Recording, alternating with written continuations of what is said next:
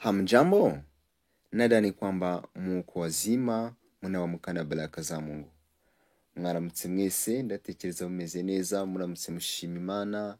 Bwana asifiwe cyane, Imana ishimwe, iba yaturinze ikabana natwe, tukaba tugeze uyu mwanya turi bazima. Mu by'ukuri ntabwo biba byoroshye, ariko tukwiriye guhora dushima Imana, byaba mu byago nubwo abagize ibyago, nubwo tuba twagize ibyago tukabura abacu, tukaba tutameze neza cyangwa se tunarwaye, ariko hari iby'Imana iba yaturinze. Niyo mpamvu dukwiye guhora dushima Imana mu bihe byose. Nkuko ubibona tugiye kwigana Igiswahili, tugiye kwiga Igiswahili isomo rya 4 wakati uliopo.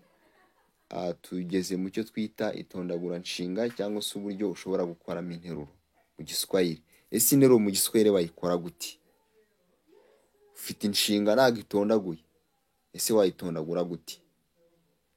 Murabizi, you know, in English conjugate a verb in this way. For example, we can't say I to go, I to go, I to go. So in Kiswahili we are going to study also how we conjugate the verb. Instead of saying I to go, you say I go, I go.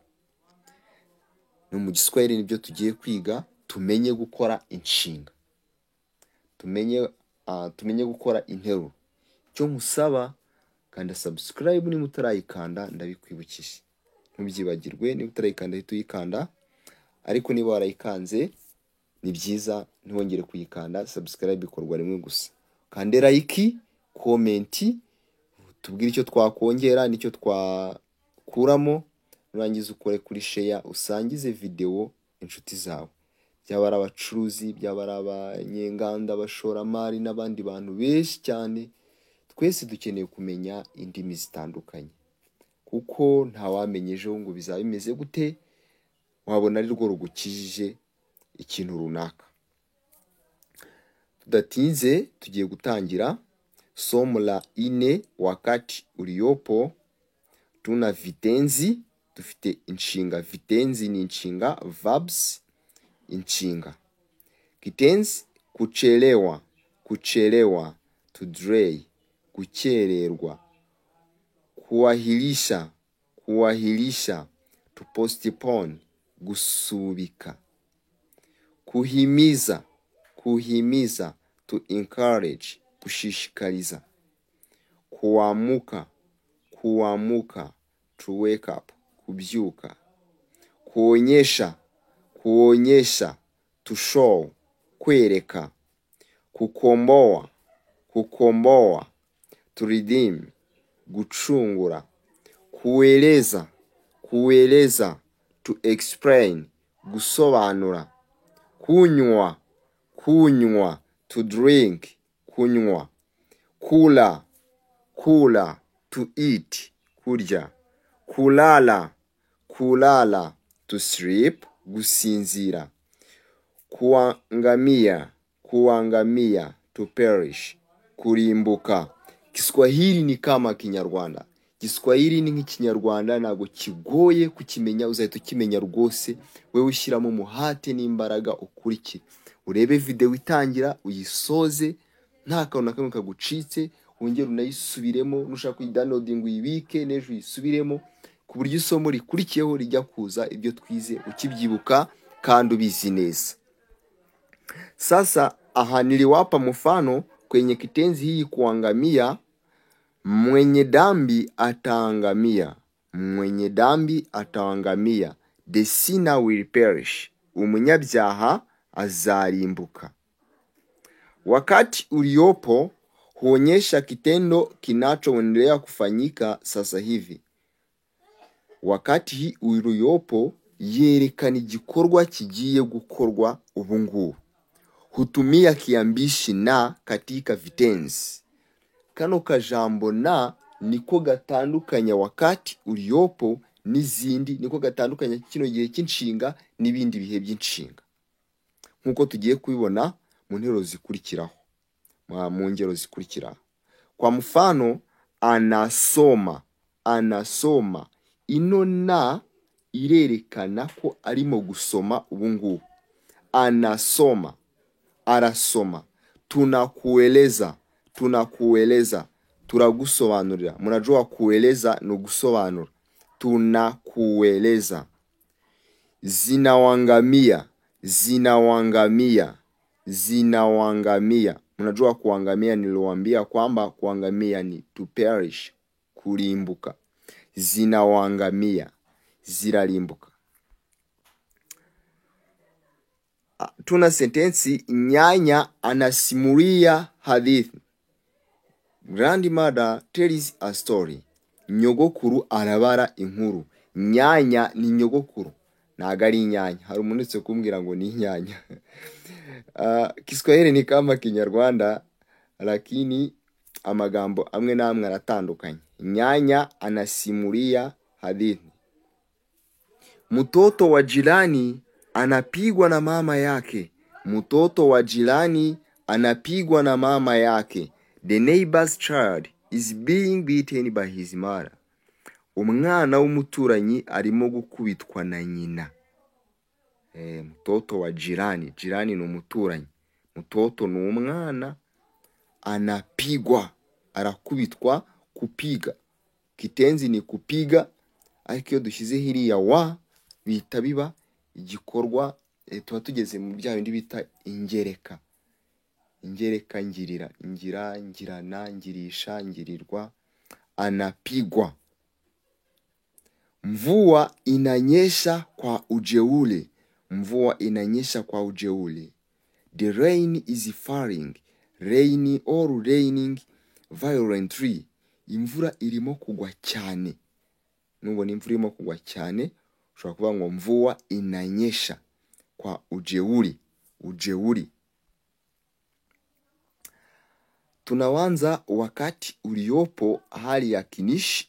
Tugiye guhera kuri hali ya kinishi cyangwa se indango yemeza. Uvuga ngo tugira indango yemeza n'indango ihakana. Uko wemeza nuko uhakana biragenda. Lakini sasa hivi tunaanza na hali ya kinishi. Leo tunaona hali ya kinishi tu. Uyu munsi turabona hali ya kinishi gusa. Kesho tutaona hali ya kanushi, indango ihakana. Usichelewe darasani, ntuzakererwe mu ishuri. Sasa ninatumia kitenzi kuangalia, to watch, angalia. Ninaenda kutumia kitenzi hii, ngiye kwifashisha inshinga kuangalia. To watch. Ngiye kwifashisha inshinga kuangalia. To watch, angalia. Iyo ugiye gutondagura inshinga, murabizi no mu Cyongereza, for example in English, we don't say I to watch a TV. We remove to, dukura ino to nk'indanga nshinga, kugira ngo dukore interuro nziza. Tukavuga ngo I watch a TV. No mu Giswahili, iyo tugiye gutondagura inshinga, nimba dufite kuangalia, kucheza, kuona, kukomboa, kulala, kusinzia, kuimba, iyo ku nk'indanga shinga tuyikuraho, tugasigarana umuzi. Urugero, kuangalia nakuyeho ku, sigarana angalia, sigarana umuzi. Uwo muzi rero niwo tugiye gutondagura, niwo tugiye kwifashisha dukora interuro yuzuye kandi yumvikana. Mimi ni, mimi ijyana na ni. Mimi ni, wewe u, yeye a, sisi tu, nyinyi au ninyi mu, wao wa. Utu tuntu udufate. Utu tuntu dufate kwa nafsi hizi za Kiswahili. Utu utuntu tujyana na mimi umenye ko ijyana na ni, wewe u, yeye a, sisi tu, nyinyi au ninyi ma, wao wa. Utwo ngutwo rero, tuno tujambo iyo umaze kutwandika, ukurikizaho iki? Uhita ukurikizaho kiambishi, ka kajambo twabonye karanga wakati uliopo. Niba ugiye gutonagura muri wakati uliopo, mu gihe turimo, uhita ushyiraho kano kajambo. Nitujya kwiga mu gihe kizaza, tuzabona kiambishi uhita ukurikizaho. Mimi nina. Wamara kwandika iyo na, uhita ukurikizaho wa muzi w'inshinga twabonye, ya nshinga twafashe tugakuraho ku, tugasigarana umuzi. Angalia. Mimi nina angalia runinga kila siku. Mimi ninaangalia runinga, television. Mimi ninaangalia runinga au television kila siku, buri munsi. Wewe unaangalia runinga kila jioni. Wewe unaangalia runinga kila jioni. Yeye anaangalia runinga kila mchana. Yeye anaangalia runinga kila mchana. Sisi tunaangalia runinga kila siku. Sisi tunaangalia runinga kila siku. Nyinyi au ninyi munaangalia runinga kila jioni. Wao wanaangalia runinga kila mchana. Kuangalia ni ukureba. Kureba umupira, kureba televiziyo, utatumia ile. Mimi ninaangalia runinga kila siku. Ndeba televiziyo buri munsi. Mpora mbikora buri munsi. Wewe unaangalia runinga kila jioni. Wowe ureba televiziyo buri mugoroba. Yeye anaangalia runinga kila mchana. Areba televiziyo buri nyuma ya saa sita.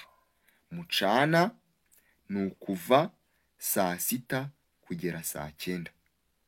Tuvuga mchana, twarabibonye muri video ziherutse. Niba utarabisomye, usubire kuri ya video yabanjije, uraza kubibona. Jioni igahera saa 9 ikageza saa 1. Nyinyi au ninyi munaangalia runinga kila jioni. Wao wanaangalia runinga kila mchana. Asante sana. Tunamalizia hapa somo la leo. Nawashukuru sana. Mungu awabariki. Nawapenda sana. Ndabashimiye somo ry'umunsi nanga turisoreje. Imana ibahe umugisha kandi Imana ikomeze kubashyigikira mu byo mukora byose. Umurimo wose werekeje amaboko, Imana ijibana nawe kandi guteza imbere, igushyigikire ugere kure kandi heza. Ndakwibutsa niba utarakora subscribe uyikore, niba warayikoze ntukore indi, like, comment na share. Channel yacu ni Umukiza TV 02, wayirangira n'inshuti zawe bakaza nabo bakiga Igiswahili. Ibi twize ubisubiremo. Inshinga zose mu Giswahili nukuzikonjigwa muri wakati uliopo. Nuko tuzikora nshinga iyo ariyo yose kwenye hali ya kinishi mu ndango yemeza.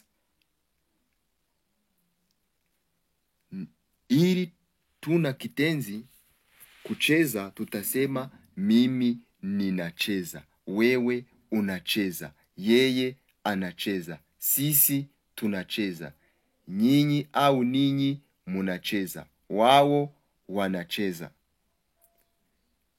Mfano mwingine kitenzi kupenda. Utaondoa ku. Uzakuraho ku.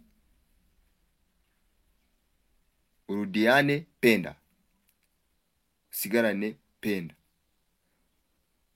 Kwenye wakati uliopo hali ya kinishi utasema mimi ninapenda. Wewe unapenda. Yeye anapenda. Sisi tunapenda. Ninyi au nyinyi munapenda. Wao wanapenda. Nshinga zose mu Giswahili nuko nguko tuzitondagura. Murakoze cyane. Iri somo risubiremo uryige. Ejo tuzareba hariya kanushi. Indango ihakana. Asante sana. Mungu awabariki sana. Murakoze cyane. Imana ibahe umugisha.